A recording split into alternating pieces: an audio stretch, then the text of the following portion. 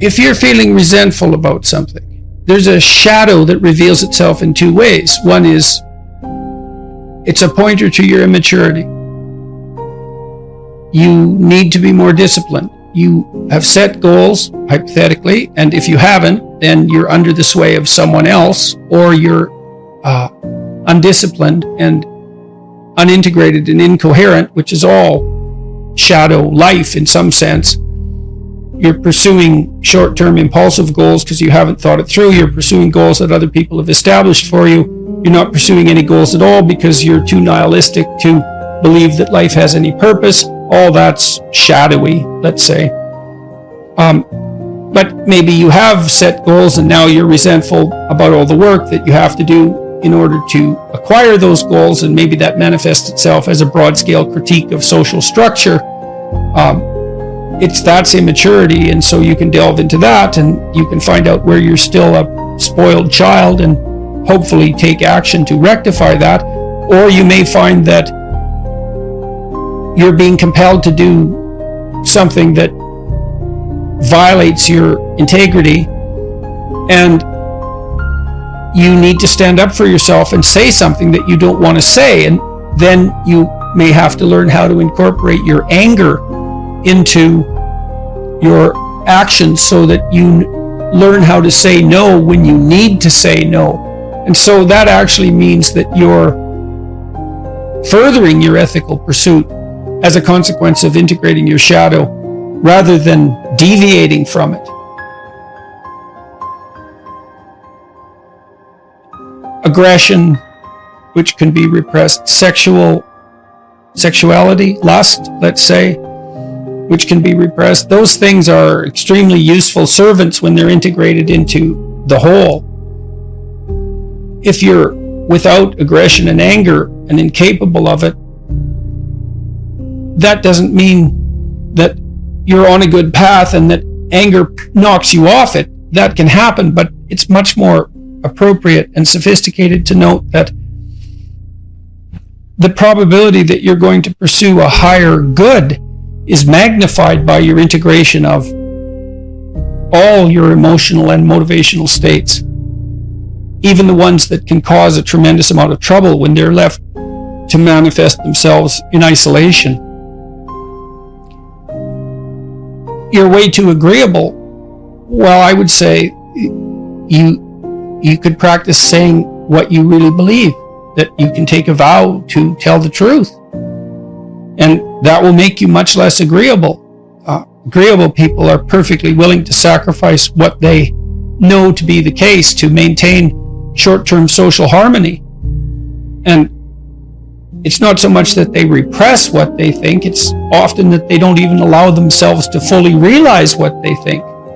So commitment to the truth can make an agreeable person, will stop an agreeable person from being a doormat. I mean, if you're in a relationship and a person is irritating you with something they've done, you might be highly motivated not to say anything about it because you want to keep the peace. You don't want to upset them. You don't want the conflict. That's all characteristic of high agreeableness. But once you decide to tell the truth, then if you're annoyed, you don't get to hide it. You don't get to assume you're right. You don't get to grab the person by the shirt collar and say, look, I'm annoyed and you're wrong. You get to say, I'm irritated about this situation and I need to think through that irritation to find out if I have a problem or if you have a problem, or if we both have a problem, or if it's a different problem altogether. But you can't hide the fact that the problem has made itself manifest. And so if you're agreeable and you tell the truth about your emotional state, that will propel you out of that agreeableness by necessity. With regards to anger, I don't know towards what or how to get rid of it. Well, something a cognitive behavioral therapist might recommend is for a week, and maybe this is already a therapy you've been through, but this exercise is generally quite useful. First, you have to note when you're angry and admit to that. And maybe you have to practice that. So you have to decide, I'm going to pay attention, I'm going to see when I'm angry, and I'm going to admit to it, at least to begin with, without judgment. I'm just going to observe it. I'm going to allow myself to observe it. Then you have to allow yourself to see what angry thoughts you have. And you can ask yourself that. What angry thoughts do I frequently have? They'll likely come to mind, maybe many of them. You can jot all those down. Those are ones you're familiar with. And then you can notice when you're angry, and you can ask yourself, well, what am I thinking right at this moment? What angry thoughts am I thinking? And some of them might be quite shocking. You might also manifest themselves in destructive fantasies. You know, maybe you have a fantasy of grabbing somebody by a shirt collar and pushing them up against a wall, or dumping, hot coffee on your boss, or some impulse towards aggression that might manifest itself as a flashing fantasy. And perhaps one that you're shocked by and don't want to admit. You don't want to admit to the existence of it, but you need to see what's happening first in your own imagination if you're going to cope with it. It's also possible that a fair bit of the anger that you have is actually useful if you could just find out what it is and what it's directed toward. So the first tack is to explore the anger. What gives rise to it? What situations give rise to it? What people give rise to it? What are you doing when it happens? And what is the phenomenology of the anger? How does it make itself manifest in image, fantasy, and thought? And then, now you have an anger inventory. Is anger in this situation warranted? What steps do I have to take in order to become less angry? And sometimes that might be an adjustment of an internal psychological adjustment. Sometimes it might require changes in the world. Maybe you're in a relationship that's oppressive, and you have been for a long time, and the way to fix that isn't to adjust your attitude, although it could be, but it might be that it's time to get out of the relationship. And so, differentiation. When are you angry? What elicits it? Why are you angry? Who are you angry at? What are the nature of the angry thoughts? What are the nature of the angry fantasies? All of that. You have to get that out where you can see it. And you have to walk through it. And you can do that by yourself. You can do that while writing. You can produce counter thoughts. So if you're angry about something, you could outline the reasons why anger is not productive, or you could outline the reasons why it's productive and the reasons it's not productive for a full exploration of the issue. So then I would ask you too, if you're angry all the time, is, well, are you depressed? Have you been evaluated clinically? If this is a major problem, is it a manifestation of depression? Because anger is an underdiagnosed symptom of depression. Do you have well thought through goals and plans and strategies? All of that. That's a more comprehensive evaluation of your entire life. And maybe you have something to say or do that you're not saying or doing. It's highly probable. Most of us have that problem. I'm in this unbelievably fortunate circumstance where people tell me about the steps they've taken to make their lives better in wonderment, and they allow me to see that, and it's very intimate, and it's stunning. I'm walking with a friend of mine quite regularly, and he's a tough guy, man. He's worked with delinquents his whole life, so he's like a social worker superhero. Very physically tough person, and a very masculine male, but a social worker and very caring, and he's been very helpful to me, and he's been walking with me every day, and people are stopping me. And the other day this guy walked by us on the street, and he was pretty run down. He was probably in his mid-40s, and he's kind of street person looking, and he stopped and he looked at me and he came over and he said, "I love you." And I walked away, and my friend said, "You sure have a lot of men coming up to you and saying that they love you." And I said, "Well, yeah. I mean, I don't know. I just don't know what to make of it. It's so, the behavior is so completely unusual." And, you know, my wife too, she said she's seen a whole different side of men, especially since we started touring, because of this happening. Because generally when people approach me, and they're not invariably men, but they probably are 70% of the time, they're very polite and very careful. And she said that showed her a whole side of men that she didn't even know existed. And so it's something. But I do believe that people, you know, I do believe that my experience has been that there isn't anything that, just two things. There isn't anything that's more rewarding than trying to do things right. All other forms of reward pale by comparison. They're not even in the same conceptual universe. And there's nothing that's more adventurous than telling the truth. You have no idea what will happen to you if you tell the truth. And so if you're looking for an adventure, boy, that's an adventure.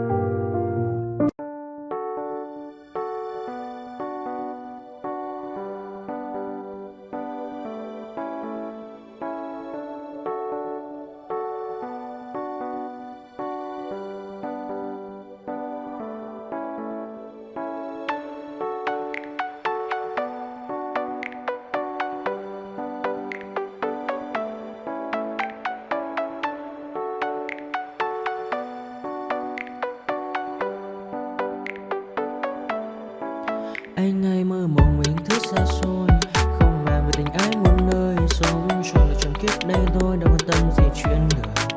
Thế mà lại ngâm tương tư, ông tầm bà mút xe tơ, đêm nằm trộm nhớ mơ mơ về ai.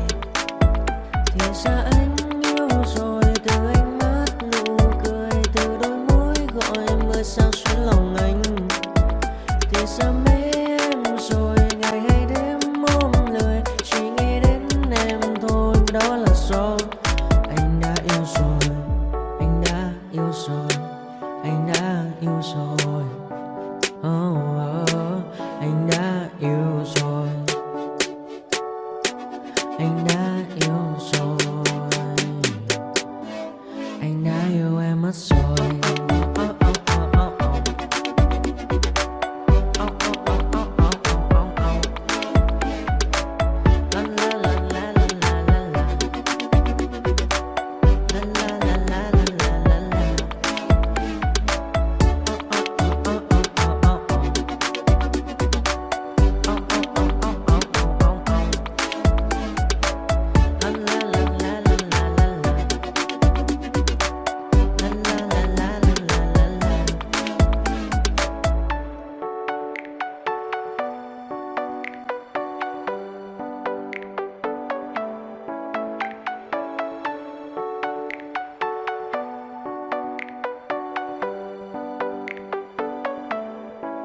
Anh ai mơ mộng về những thứ xa xôi, không màng về tình ái muôn nơi. Sống cho là trọn kiếp đây thôi, đâu quan tâm gì chuyện đời. Thế mà lại nằm tương tư, ông tầm bà mối xe tơ. Đêm nằm trộm nhớ mơ mơ về ai.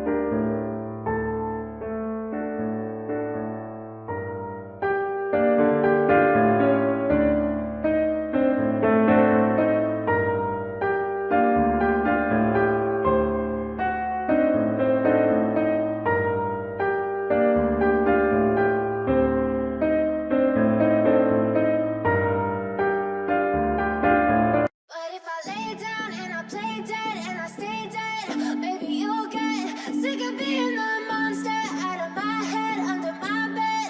Think you're something out of my nightmares, standing right there. But if I lay down and I play dead and I stay dead, then will you get bored of killing me? Silhouettes of you are like a taunt. Never really know just what you want. With you I don't ever feel calm. I can feel the sweat inside my palms. Play with me like cats and a string. You don't understand the pain it brings. You don't ever wanna give me wings. You don't ever wanna set me free. You know I'm addicted to you, and it's twisted, you've been gifted with the evil voodoo.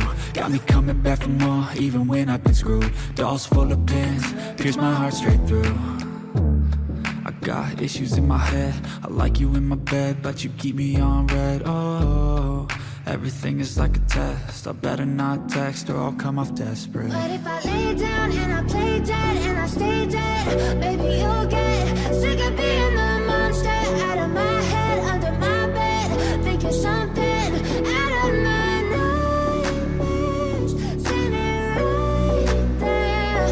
But if I lay down and I play dead and I stay dead, then will you get bored of killing me? So if I play dead, will you regret everything that you did, that you said? I don't think you understand what you're doing, and my heart's black and blue from the bruising. I feel like when I'm with you I'm losing. I feel like you think that this amusing, sitting there gaslighting and confusing. Was it me? Is it me? Am I deluded?